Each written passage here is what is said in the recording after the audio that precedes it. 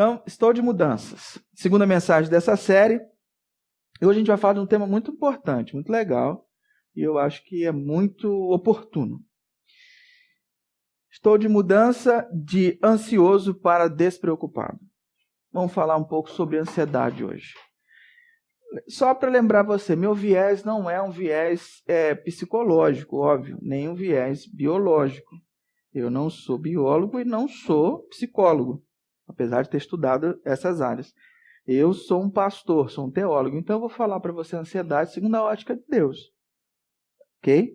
Porque a psicologia você tem várias áreas, o estudo da biologia, de como funciona isso dentro do ser humano, existem outras explicações, várias áreas. Eu vou te dar a explicação, vou falar com você de acordo com o que eu entendo que Deus pensa da gente. Por que eu acho que isso é mais importante?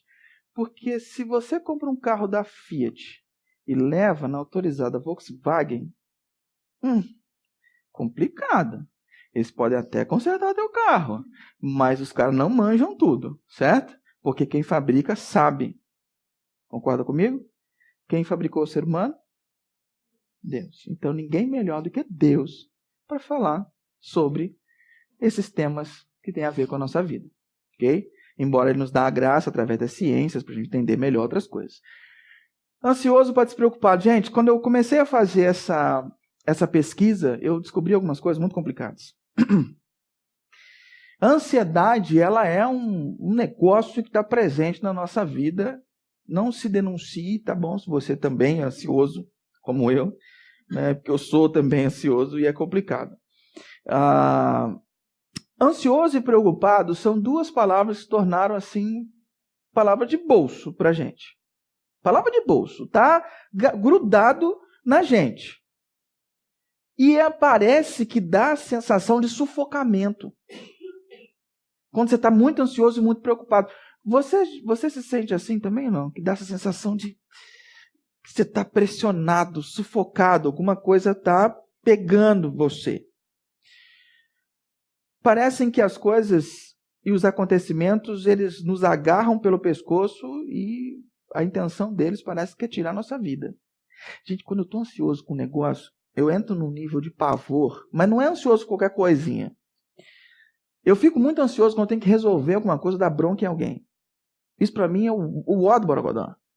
Eu entro num estado de pavor, porque eu já briguei com a pessoa 50 vezes dentro da minha cabeça, antes de falar com ela. E muitas das vezes, por eu ter brigado 50 vezes e tendo previsto todas as respostas que a pessoa podia dar, percebe como é que é o estado neural da pessoa? Eu vou falar com a pessoa, ela me responde uma coisa que eu não estava esperando. Mas aí a minha fala já está no automático. Eu falo, ela fala, você não me ouviu? Eu te ouvi! Não, você não me ouviu. Porque eu concordei com você. Não, você não... O quê? Eu concordei com... Aí percebe que te quebra as pernas, porque você não espera isso. Porque você está naquela ansiedade. E parece que nada pode ser feito para aliviar essa tensão quando você está muito ansioso. Parece que nada alivia a tensão. E aí eu acho que essa intenção de aliviar a tensão é que é o grande problema. É o grande quê da questão. Por quê? Porque quando você vai aliviar a tensão, normalmente, praticamente, costumeiramente, nesse estado, o que o indivíduo faz? Vou dar alguns exemplos. Quando está muito ansioso e quer aliviar a tensão, procura uma ex ou um ex. Vai dar merda, você sabe que não vai dar certo. Mas você procura. A gente se afoga em comida. Hoje minha sogra falou que fez um manjar. Ainda bem que eu não estou ansioso. Né? Aí meu cunhado falou assim, mas eu não vou lá no almoço. Guarda pro café. Eu falei assim, o manjar é pro almoço. Eu não garanto que ele estará vivo ao café da tarde. Mas então, a gente se afoga em comida. A gente parece, não sei se você é assim, mas tem dia que a gente necessita de gordura. Tem dia que eu quero aquele lanche com bacon, com queijo. Você sente assim também? Tem dia que você precisa. Parece que é remédio. Você precisa daquele combustível. Seu corpo necessita daquela gordura. E não estou falando do dia que você fez bastante exercício e que seu corpo está pedindo energia. Não, aquele dia que você está na fossa. E você precisa, a gente se afoga, a gente perde gordura. Cara, muita gente se refugia em pornografia nessa hora. Por quê? Porque quer anestesiar, quer sentir prazer. Muita gente vai vegetar em frente a uma tela de televisão. Netflix, videogame. Por quê? Porque quer sumir dali. Ele não quer estar ali. E outras coisas. Tudo que possa fazer a gente se sentir melhor ou nos fazer não pensar naquilo que nos tira a paz é bem-vindo nesse momento. A gente sai fora desse negócio. A gente vai vegetar. A gente some.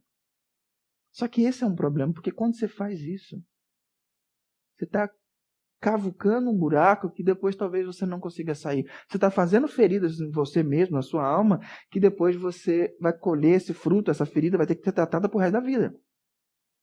Esse é um grande problema. O que seria essa ansiedade, né? O que é a definição de ansiedade? A ansiedade é um sentimento vago e desagradável. Você sabe para escrever isso. É de medo, apreensão e é caracterizado por tensão ou desconforto derivado de antecipação de perigo ou de algo desconhecido ou estranho. Essa é a definição científica de ansiedade. Já a preocupação é um pouquinho diferente. A preocupação, ela vem de uma prevenção.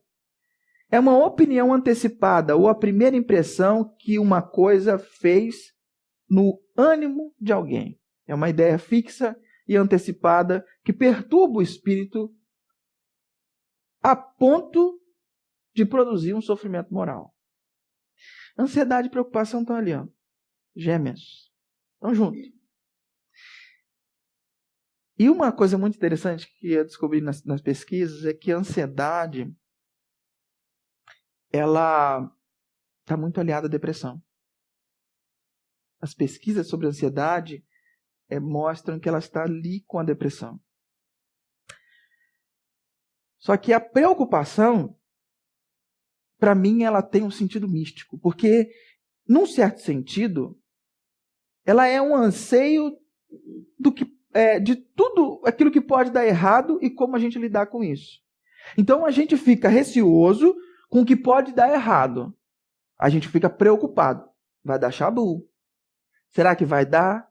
Será que a comida vai dar para os convidados? Será que o encontro vai dar certo? Será? Então você está preocupado porque alguma coisa pode dar errado. E há um sentimento místico que parece que se você não se preocupar, aquilo vai dar errado. Já parou para pensar nisso? Já viveu isso? Parece que quando você não se preocupa, a chance do negócio dar errado é muito grande. Mas se você se preocupar, dá a impressão de que não vai dar certo, vai dar certo. Então, por isso a gente não larga a preocupação. Ela é como um amuleto que afasta o mal previsto. Ela ganha psicologicamente o crédito de prevenir o perigo quando se está obcecado. Então, se você não estiver preocupado, é sinal que você não está dando importância para aquilo. Se você não estiver preocupado, é sinal que aquilo não tem valor. A nossa cabeça funciona mais ou menos assim. Deixa eu te falar alguns dados alarmantes sobre ansiedade e preocupação. O Brasil tem a maior taxa de transtorno de ansiedade do mundo, segundo a Organização Mundial da Saúde. Isso é muito ruim, não é? Vamos piorar? São Paulo é o lugar com a maior quantidade de pessoas ansiosas. Não a cidade de São Paulo. Região metropolitana, não só a grande São Paulo. A gente pode abordar Campinas, esse meio todo aqui.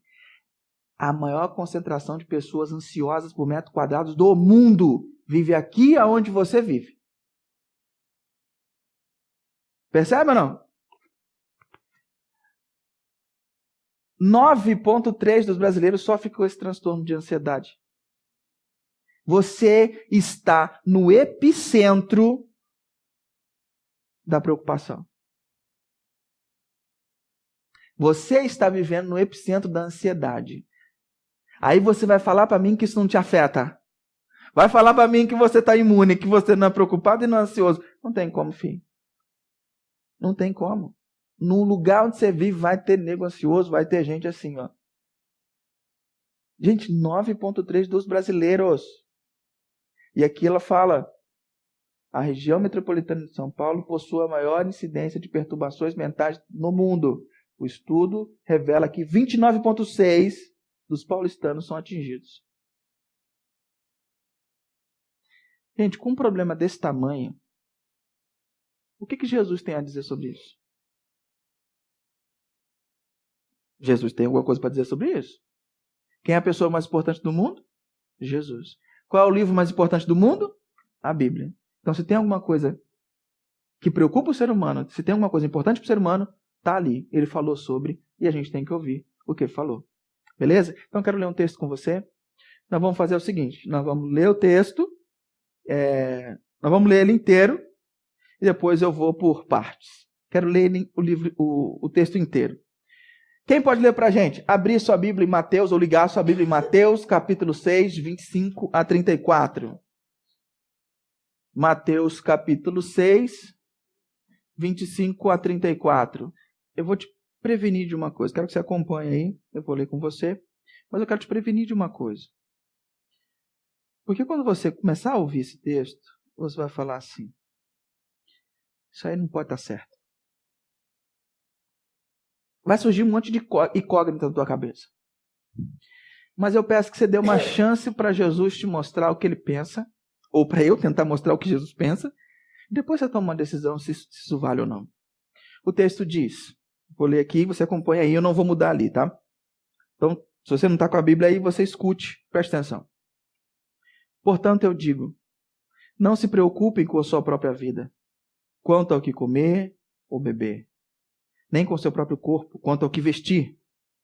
Não é a vida mais importante que a comida e o corpo mais importante que a roupa? Observe as aves do céu. Não semeiam, nem colhem, nem armazenam em celeiros. Contudo, o Pai Celeste as alimenta. Não têm vocês muito mais valor do que elas? Quem de vocês, por mais que se preocupe, pode acrescentar uma hora que seja a sua vida? Por que vocês se preocupam com roupas? Vejam como crescem os lírios do campo. Eles não trabalham, nem tecem. Contudo, eu digo que nem Salomão, em todo o seu esplendor, vestiu-se como um deles. Se Deus veste assim a erva do campo, que hoje existe e amanhã é lançada no fogo, não vestirá muito mais a vocês, homens de pequena fé. Portanto, não se preocupem dizendo o que vamos comer, o que vamos beber, o que vamos vestir, pois os pagãos que correm atrás dessas coisas, mas o Pai Celestial sabe que vocês precisam delas. Busquem, pois, em primeiro lugar o reino de Deus e a sua justiça, e todas essas coisas serão acrescentadas a você. Portanto, não se preocupe com o amanhã, pois o amanhã trará as suas próprias preocupações. Basta cada dia o seu próprio mal. Dá uma impressão estranha quando você escuta esse texto. A gente começa a falar, mas Jesus está falando para eu não me preocupar com nada, e quem vai colocar comida na minha mesa? Vou viver de vento? Se eu andar pelado por aí, a polícia vai me prender, eu preciso ter roupa, ué. A gente tende a achar que Jesus está falando são coisas assim, é para uma outra época, é para uma outra era. Não, o que Jesus falou no tempo dele, né? Não existia trabalho igual o nosso, não existia empresa igual a nossa, não existia competitividade igual a nossa. Não? Qualquer dia a gente conversa sobre o contexto histórico que Jesus viveu e você vai se surpreender. Mas vamos tentar interpretar, vamos por partes, vamos tentar ver o que esse texto está dizendo para nós. Jesus diz, portanto, eu lhes digo, não se preocupem. A palavra que ele usa para preocupar é merimná. Merimná. É M-E-R-I-M-N-A. Essa palavra significa cuidado, ansiedade, que é uma ação natural do homem diante da pobreza, da fome, dos problemas que lhe sobrevêm, do curso da vida. É uma preocupação natural, é uma ação natural do homem.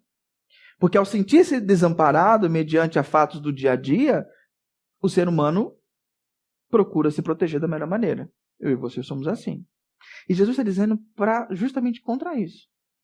Está dizendo, não se preocupem dessa maneira. Ora, por que será que Jesus está nos mandando não ter esse cuidado e essa ansiedade com o que eu vou comer, com o que eu vou beber? Nós vamos esclarecer mais algumas coisas desse texto. Por que ele fala isso? Ele diz, não é a vida mais importante do que a comida e o corpo mais importante do que a roupa? E ele usa uma palavra, observem as aves do céu. Elas não semeiam, não colhem, elas não plantam, não colhem, não guardam, não faz poupança, não investe CDB, não tem título público, não tem, eles não fazem nada disso. Observem. Vocês não têm muito mais valor do que eles? Cara, Jesus está falando um negócio complicado aqui. Porque quando ele fala observar, a palavra que ele está usando é uma palavra que significa considerar, olhar para com o intuito de aprender, olhar cuidadosamente para você aprender. Não é só observar para você apreciar uma vista. Ele está dizendo, aprendam com as aves. Veja como se dá a dinâmica da providência.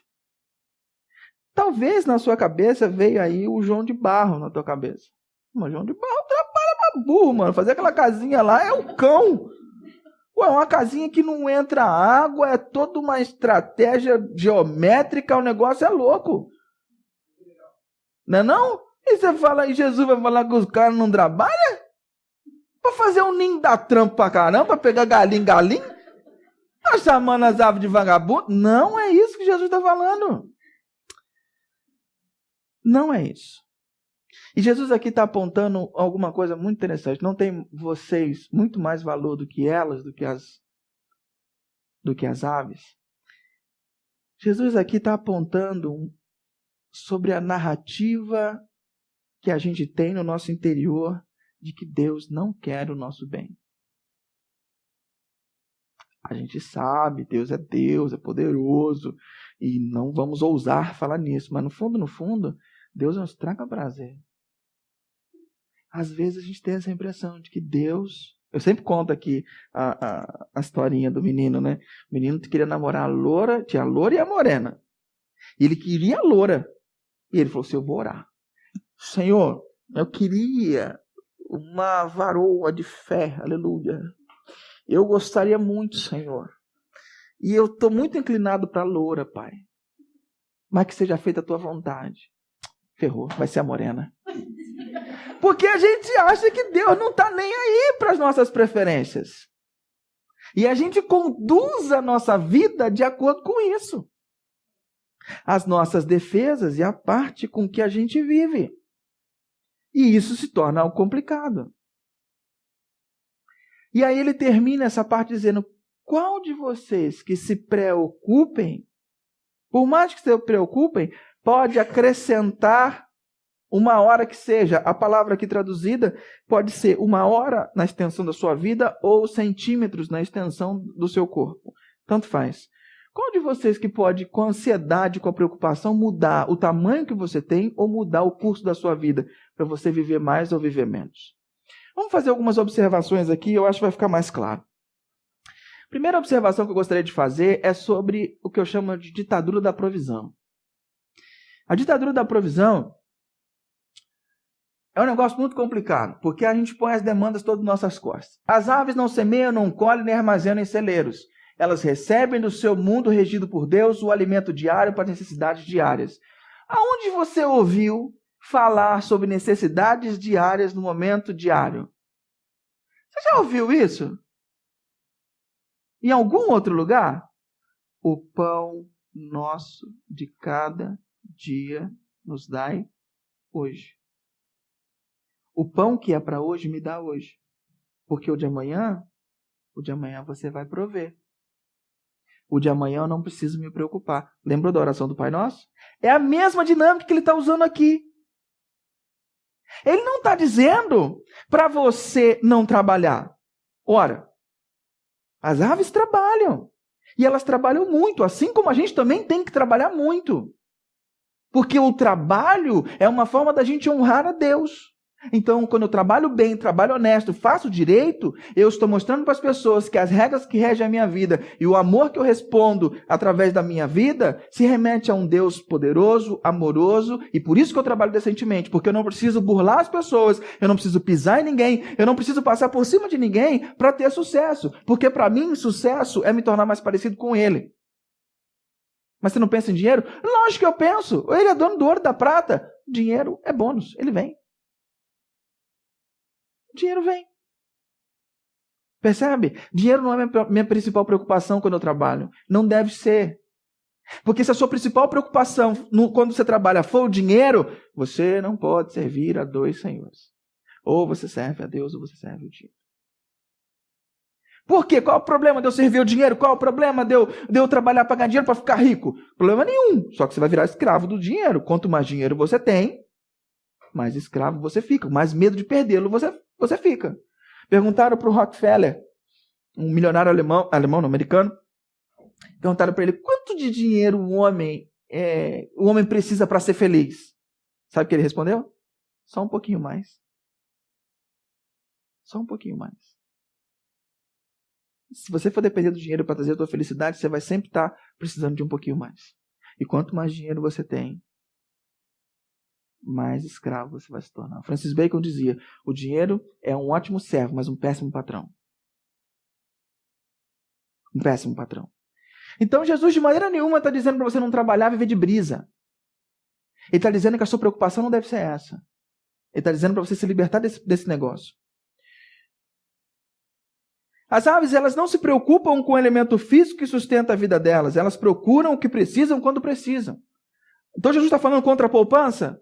Jesus está falando contra investimento? De jeito nenhum. Jesus em Lucas fala, qual é o homem que vai construir uma casa, antes não senta e não planeja, se com o dinheiro que ele tem não vai conseguir terminar a casa, para não parar no meio e passar vergonha frente aos vizinhos. Jesus não é contra o planejamento. Ele é contra você colocar o teu coração no planejamento, a sua segurança no planejamento. Porque se a sua segurança estiver no planejamento, se a sua segurança estiver na sua poupança, se a sua segurança estiver no dinheiro que você guarda, nas provisões, nas terras que você tem, no bem que você tem, você se tornou escravo disso. Você vai viver para manter isso. É isso que Jesus está começando a descortinar para nós. E Jesus não é contra ser precavido, planejar futuro, ele apenas está dizendo que colocar sua segurança nisso não faz sentido, é perda de tempo, é um peso que você não precisa carregar. Jesus não está dizendo assim, não faça isso, porque se você fizer, você é um pecador, você é um miserável, você vai para o inferno, porque eu não vou querer ter parte com você que passou sua vida ajuntando dinheiro. Ele não está dizendo isso. O que ele está dizendo é mais ou menos assim, filho, filha, não gasta o tempo que eu te dei, a vida que eu te dei, correndo atrás dessas coisas, porque você não precisa, eu não te criei para isso. Eu te criei para um negócio tão melhor, te criei para um negócio tão bacana, e você está gastando tua vida com isso. Não faz isso. Não faz isso, não vale a pena. Percebe a mudança de discurso? Às vezes a gente acha que Jesus, uau, ele está brigando. Ele não está te dando bronca. Jesus não está te dando bronca.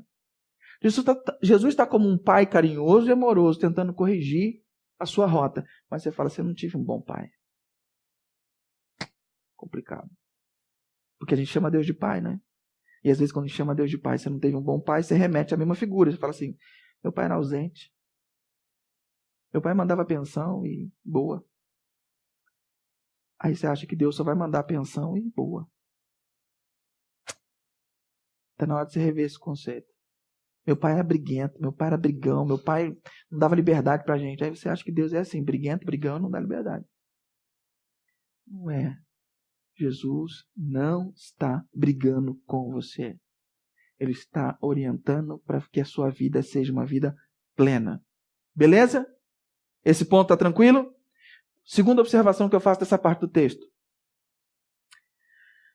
Parte da nossa dificuldade em confiar no sustento de Deus vem do fato de que, no íntimo, não achamos que Deus quer o nosso bem. A gente não acha no íntimo que Deus quer o nosso bem. A gente acha que Deus é amoroso, legal, mas não.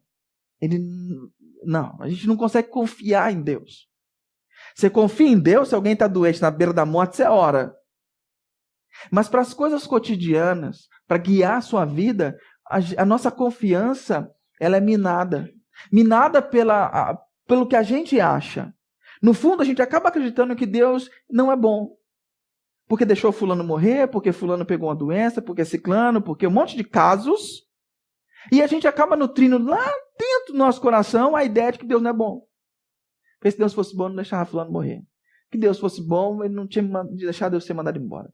Se Deus fosse bom, meu casamento não tinha acabado. Se Deus... Está entendendo? A gente acaba criando isso no nosso coração. E se você nutre isso, o que acontece? Se você acha que no fundo, Deus não é bom, ou que no fundo, Deus não se preocupa com as suas necessidades, quem vai cuidar de você? Você. Por quê? Ninguém é por você. Se ninguém é por você, você é por você. Então você amarra a cara, cinge os lombos, amarra o cinto e fala, vou tocar essa jossa. Porque se ninguém é por mim, eu vou ser por mim. E aí a gente acaba cuidando da gente. E a gente esquece Deus. Então a gente coloca Deus numa prateleira com certa influência em algumas áreas, mas nessa área aqui não se mete não, porque isso aqui é comigo. Isso aqui é comigo. Bate no peito e fala que é Corinthians, que é comigo. Percebe? E isso é causa de um afastamento de Deus. De uma desconfiança que foi minando a gente. Foi construída ao longo da vida. Foi construída ao longo da vida. Às vezes a pessoa... quem nasce e cresce na igreja tem um problema sério, né? Porque antigamente cantava a musiquinha, cuidado, o olhinho com o que vê, cuidado, o olhinho que o Criador do céu está olhando para você. A gente crescia, eu não, porque eu não cresci na igreja, mas as crianças cresciam com uma ideia de que Deus está lá no alto e com uma arma de raio, mano. Na hora que ele dava uma, entendeu? Aí pegava no bumbum a criança e ia embora. Deus não é isso. Deus não é isso. A gente precisa revisitar nosso conceito de Deus. Precisa revisitar nossa visão de Deus para a gente poder ter um relacionamento real com Deus, real, manifestado na pessoa de Jesus. Porque se você quer saber como que Deus é, olha para Jesus. Jesus é a imagem do Deus invisível. Ele mostra como que Deus é. Deus não é seu pai, Deus não é igual a sua mãe, Deus não é igual ao seu padrasto, Deus não é igual a essa figura de autoridade que andou sobre a sua vida e te fez uma pessoa insegura, te fez uma pessoa ansiosa. Deus não é assim. A gente está precisando mudar o conceito, a gente precisa mudar. A gente tem que estar de mudança. Terceiro, deixa eu correr. A nossa preocupação não é garantia de sucesso e segurança. A expressão, quando ele usa a expressão acrescentar uma hora que seja a sua vida, ou aumentar o seu tamanho, quando ele usa essa expressão, ele está dizendo assim, se você com a sua ansiedade não pode fazer uma coisa tão boba, tão corriqueira, que é aumentar 1 centímetro ou aumentar 1 minuto da sua vida, quanto mais a preocupação vai resolver os teus problemas, filho. A preocupação não vai resolver os teus problemas, a ansiedade não vai resolver os teus problemas. E o texto continua, porque vocês se preocupam com roupas? Vejam como crescem os lírios do campo. Aí, cara, ele usa a palavra diferente. Ele não usa a palavra... Aqui, quando ele usa vejam, não é a mesma palavra que ele usa lá em observem. É diferente. Aqui ele está usando uma palavra que é aprender eficientemente. Denota a consciência intelectual adquirida pelo exame minucioso. É diferente de você olhar as aves e observar e aprender como elas conseguem o alimento. A figura da planta é usada para nos ensinar. Eles não têm preocupação de ser belos. Eles são belos, pois foram criados por Deus e nessa beleza eles vivem. Durante a formação da beleza deles, eles não têm influência nenhuma. Eles não influenciam se eles vão ser lírios belos ou lírios feios. E não é lírio, é A palavra usada não é um lírio, então não vai pesquisar um lírio para você saber como é que o lírio é bonito. São plantas silvestres, tá? Que é a palavra que ele usa no original. Os lírios não fazem nada para ser belos, eles simplesmente são belos porque foram criados belos. Ponto. Eles não trabalham. Aí vem a diferença. O que é esse trabalho? Que palavra é essa que ele está usando? A palavra trabalhar aqui significa trabalhar de modo exaustivo. Não é o esforço propriamente dito, não é dedicar-se, mas o cansaço que acompanha o uso de todas as capacidades até o limite máximo. Eles não colocam toda a sua força para ser belos. É isso que o texto está dizendo. Eles não colocam toda a sua capacidade emocional, toda a sua força, todo o seu empenho para isso. Eles não dedicam para isso. Por isso que Jesus fala, eles não trabalham. Eles não dedicam essa atenção toda para ser belos. Não tecem, contudo, eu lhes digo que nem Salomão, em todo o seu esplendor, vestiu-se como um deles. Se Deus veste assim a erva do campo, que hoje existe e amanhã é lançado no fogo, não vestirá vocês, homens de pequena fé. Aqui está a prova de que Jesus não está te dando uma bronca. Sabe por quê? Essa expressão, homens de pequena fé, você sabia que isso é um apelido? Isso é um apelido. Jesus criou isso. Na história literária não tem isso. A expressão original quer dizer os de fé pequena. Os fé pequena, né, na verdade. Era uma forma carinhosa de Jesus repreender os seus discípulos e falar assim, ô fé pequena. Ô fé pequena. Não é por aí. Jesus ia botar um apelido na pessoa. Você vê Jesus botando um apelido na pessoa para fazer bullying com ela? Eu não vejo. Jesus está colocando um apelido carinhoso porque ele não está dando bronca. Percebe? Está dizendo, fé pequena. Não é por aí não. Eu amo Jesus por causa disso, cara. Eu acho que Jesus tem um senso de humor, um senso de cuidado maravilhoso. Ele está falando, só fé pequena. Não. Vamos para o outro lado. E se você perceber, essa expressão, fé pequena, ocorre 10 vezes em 5 versículos do Evangelho. Só. Ninguém mais usa isso. Isso é um apelido de mestre com discípulo. Era uma coisa de intimidade. Era para delicadamente repreender os seus discípulos pela falta de confiança deles em Deus e nele mesmo. Jesus viria hoje aqui sentado ao seu lado, ele chamaria você de fé pequena? Porque sua confiança está pouca? Talvez sim. Mas isso não é nenhum demérito. Nós somos fé pequena. Graças a Deus por isso. Ele nos abraça mesmo estando assim. Por isso que a visão de um Deus raivoso não cabe. Não dá. Essa visão de um Deus raivoso não entra, não se encaixa com Jesus. Quando ele fala que os pagãos é que correm atrás dessas coisas, não é que são... Os pagãos são as pessoas que não conhecem a Deus. Os pagãos, sim, que dedicam todo o seu empenho, todo o seu esforço, o trabalho, né, do texto lá, para conseguir essas coisas. Os filhos de Deus não precisam dedicar todo o seu empenho, todo o seu esforço atrás disso. Não tem necessidade. Por quê? Pois, por viver em função disso, suas vidas se enchem de raiva, depressão, ansiedade e frustração. Estão sempre em busca de alguma coisa. Sempre preocupados com o sustento, com a comida, com a aparência pessoal. Coitada. Sempre preocupados com isso. E o texto diz, mas o Pai Celestial sabe do que vocês precisam.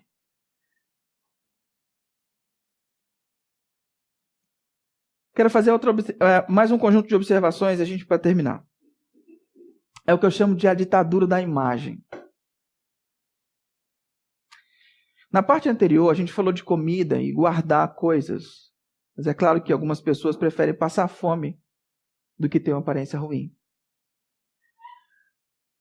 E na nossa cultura, o tamanho se tornou algo muito importante. Gordo, magro, alto, baixo. Se tornou algo que pessoas começam a exaurir suas forças para se tornar mais belo, para ficar mais no shape. Só que essa empreitada é fadada ao fracasso. Provérbios diz que a beleza na mulher sem juízo é como uma joia de ouro no focinho de porco. Não adianta nada a mulher ser bonita por fora, mas se ela não tem juízo dentro, o bicho pega. Não adianta. Então, há pessoas que dedicam tudo que tem para aparecer. Tudo que tem para dedicar a sua imagem. E viver dessa forma cansa demais, esgota e gera muita frustração. Porque você sempre perde. Sempre vai ter alguém mais bonito, uma roupa mais cara, uma roupa que combine melhor. Sempre vai ter um sapatinho que você não viu na loja, alguém comprou. Sempre vai ter. Sensação desagradável essa, não? Se pra mim é desagradável, imagina para as mulheres.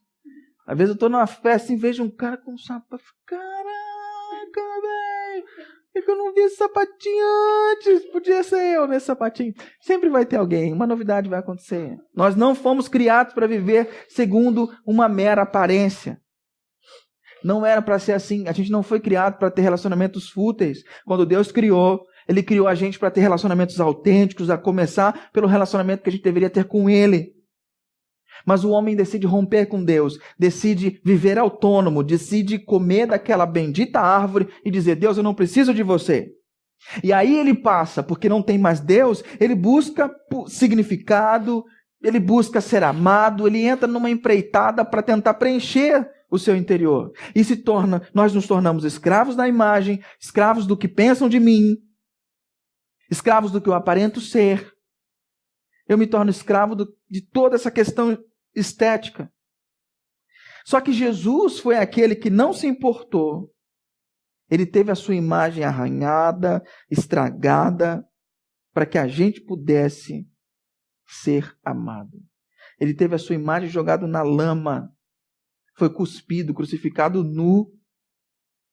Não sobrou nada da imagem de Jesus perante os homens. Para quê?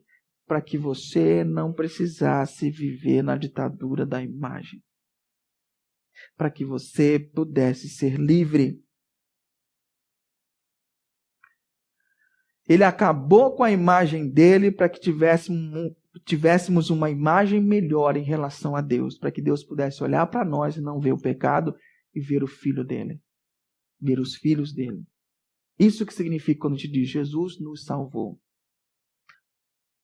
Jesus, a partir desse ato, ele abre esse convite para nós. E diz: vamos viver sem ser escravo? Ô, pequena fé. Vamos viver livre? Há pessoas que não têm fé para dar esse passo. Sentem-se inseguros, com medo. Pessoas com pouca confiança em Deus. Eu te digo hoje, nessa manhã, dê a Deus a chance de conquistar a tua confiança. Dê a Deus a chance de mostrar que Ele não está com raiva de você, que Ele quer ter uma amizade com você, que Ele quer cuidar de você. Dê a Deus a chance de mostrar para você que Ele não é aquilo que pintaram para você. Ele termina o texto dizendo para buscar, em primeiro lugar, o reino de Deus e a sua justiça. O que ele está dizendo? Buscar o reino de Deus. O que é buscar o reino de Deus? Toda vez que você vê essa palavra reino na Bíblia, troque para governo, para você ter um entendimento melhor. Busque o governo de Deus. E a sua justiça. Que palavra é essa que ele usa para justiça? Dikaiosune. Uma palavra que a gente já viu aqui, que significa o quê? A conduta de acordo com a vontade de Deus, as práticas da vida cristã. Então, busque o governo de Deus e busque as práticas da vida cristã. Que todo o resto lhe será acrescentado.